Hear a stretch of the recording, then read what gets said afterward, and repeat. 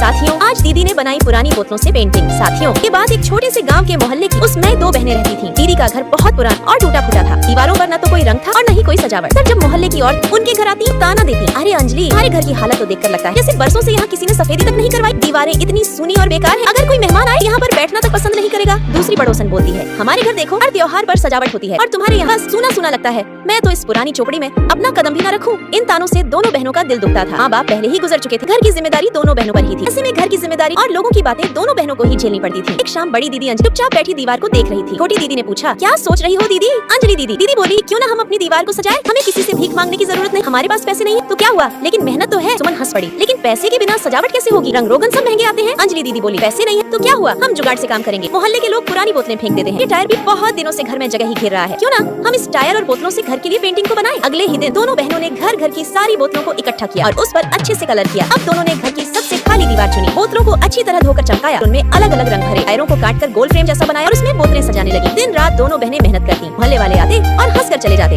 देखो देखो तो बोतलों से घर सजाएंगी। लेकिन दोनों बहनें सुनकर भी कर देती। धीरे धीरे दीवार पर एक खूबसूरत पेंटिंग अपना रूप लेने लगी। अब मेहनत और शिद्दत से गुड़िया बनने वाली है। लेकिन उसे देखने से पहले रुक जा बेटा, आज रात सोने से पहले तेरी माँ मर जाएगी। अगर तू अपनी माँ को बचाना चाहता है तो इस वीडियो को लाइक करके चैनल को सब्सक्राइब कर ले। कमेंट बॉक्स में आई लव माँ लिख दे। लास्ट में दीदी बहुत अच्छी पेंटिंग बना देती है।